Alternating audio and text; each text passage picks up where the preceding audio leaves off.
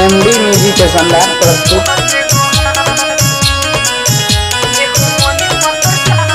presented by MD music के शानदार प्रस्तुत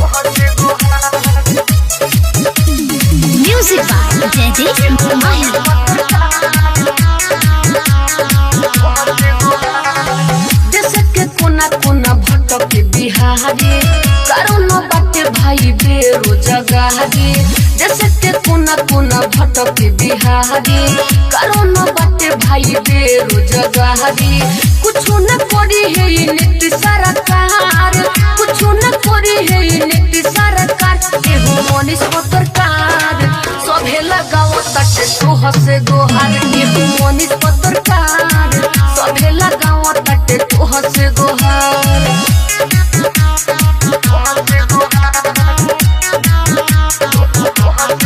Presented by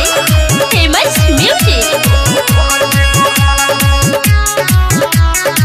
मरी के पुड़िया तुम रहतारे करी है काई विकास हो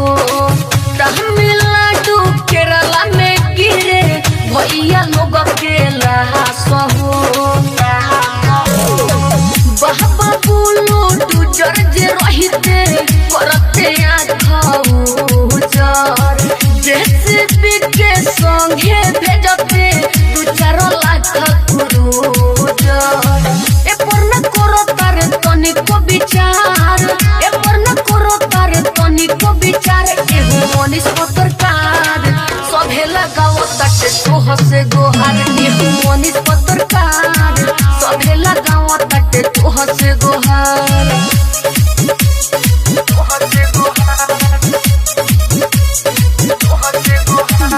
Music by Jaideep Mahir।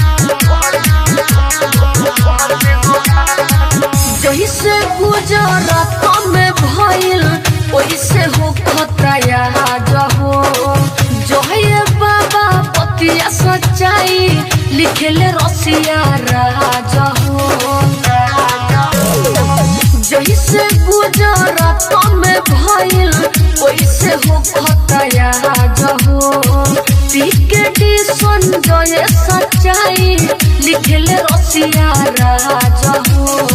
पूजा के वरोजी सुनो एक बार पूजा के वरोजी सुनो एक बार एहो मनीष पत्रकार सभे लगाओ तटे तोह से गोहार एहो मनीष पत्रकार सभे लगाओ तटे तोह से गोहार जैसे के कोना कोना भटक बिहारी